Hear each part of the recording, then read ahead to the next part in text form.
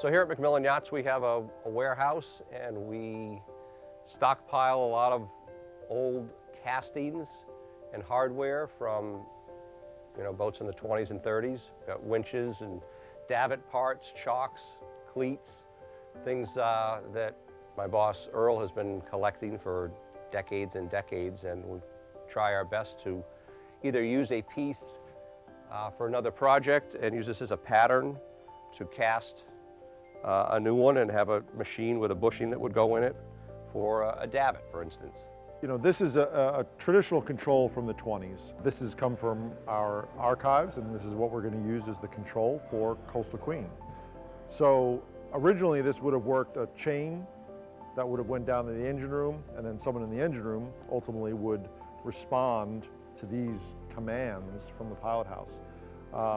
That's obviously not how we're going to do it these days, but we will use this housing, and inside of it, for the electronic engine, we'll put a electronic potentiometer, and we'll do a bunch of machining work. We'll remove these interior gears, and we'll put this modern potentiometer inside there and properly connect it up to this handle. So when it's all said and done, the look will be period, and everything will work. This will all be backlit, and this will all be restored, but we'll be able to control an electronic engine, a modern engine, reliable engine from this old style control.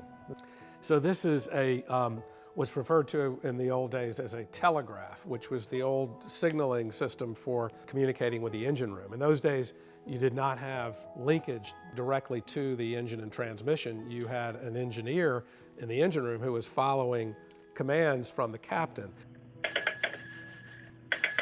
And there would be a repeater in the engine room where he could signal back, the engineer could signal back to the captain when he requested slow ahead or full ahead or reverse, in an emergency situation. Basically, there was a line of communication there where the captain to the engineer, obviously there was a lag there. You had the time the engineer took to respond to the captain's wishes. Every time we do go ahead and use one of these controls from our archives, there's one less out there.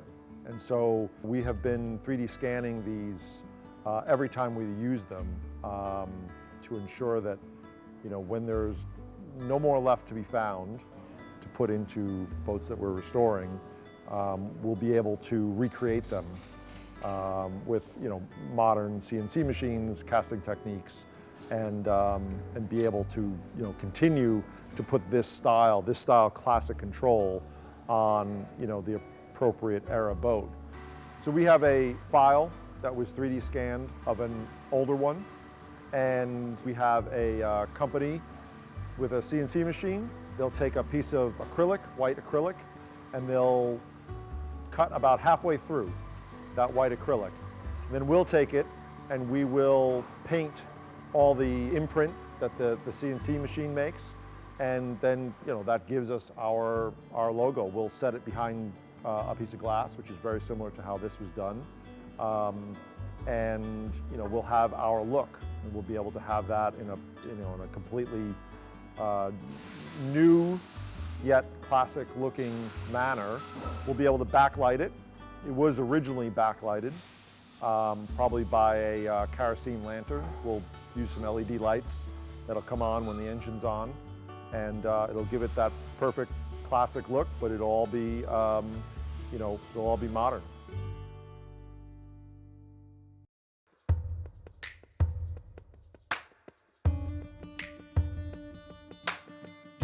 Even though we're going to modernize the steering system a little bit on this boat by putting an autopilot in and being able to have an emergency steering system that is more of a contemporary setup, the existing shiv and cable setup is still going to be there, but all needs to be serviced.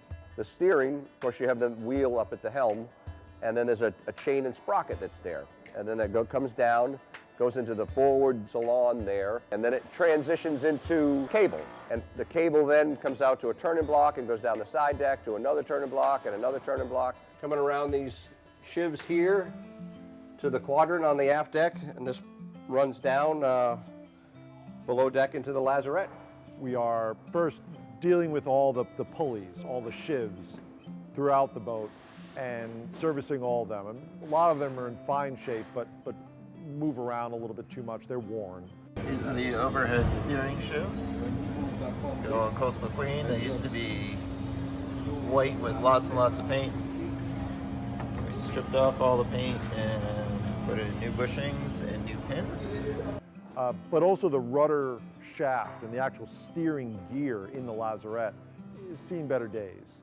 And so we're going to be using the existing rudder and the existing shaft, for that matter. With these improvements, we'll be able to tighten the steering cables a lot tighter than they were before. And as a result, you have a lot more accurate steering.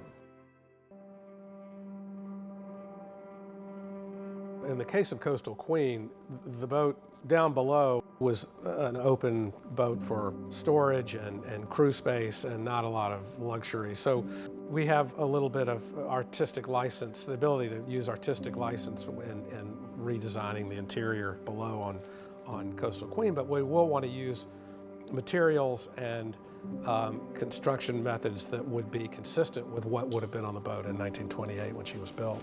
So if we have this cabin here, and then the only place, that we could probably put these heads, either on the port or starboard side, is it tucked up on a little bit underneath this this deck. Well, that's right, because with all the floors in here, we have a lot less headroom. So ultimately, the head themselves are going to have to be below the deck level, and then once you come out.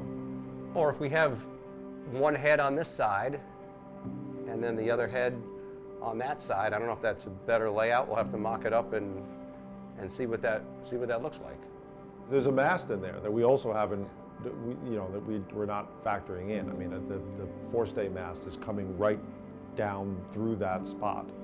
And they originally had the door offset because of that, so we have to continue to figure that out.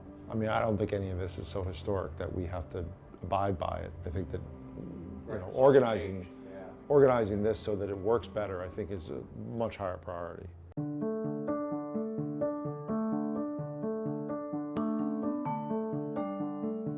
The engine obviously has been on site for a little while now. We've been able to take some really good measurements for that as well. Building the structure for the engine and getting that really exact is as important as the gyro is. We had the engine itself 3D scanned. This is our mock-up of our Cummins main engine for the Coastal Queen.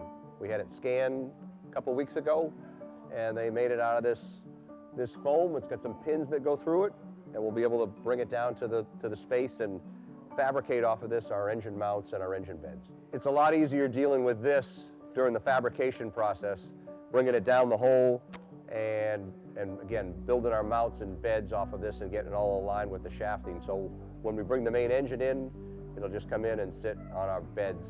So that's a nice thing to have in full size so that we can bring it in the boat, make sure that the passageways that we've designed to bring the engine in and subsequently in the future remove it if something were to go wrong with it, do those passageways all work. And then it also helps us set up the structure inside the boat to accommodate the engine in its final place.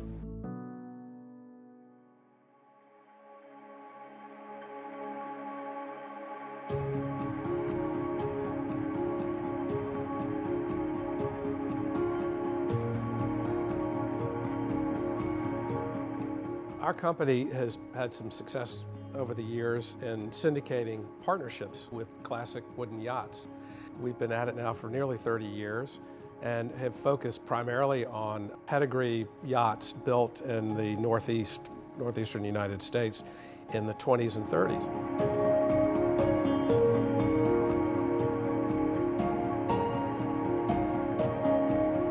As a company, Earl goes out and finds historically significant yachts, mostly powerboats, and mostly pre-war stuff.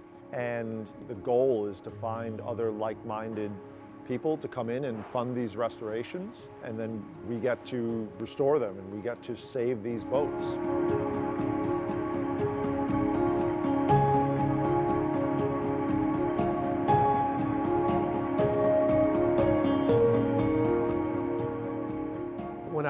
first discovered that Coastal Queen was available, a good friend who was friends of the son and daughter of the owner for the past 30 years, who'd recently passed away. And the family was trying to figure out what to do with the boat, and they approached me, and it took a little warming up to the idea, because Coastal Queen is not a typical boat that we would take on and restore. But she's so unique and special. Needless to say, we made the decision to acquire Coastal Queen, and it was not a week later that I got a phone call from Peter Kellogg, who I've known over the years, and Coastal Queen was very special to him because of the second owner, Slade Dale, who was from Bayhead, New Jersey. So for that reason, Coastal Queen was very important to Peter.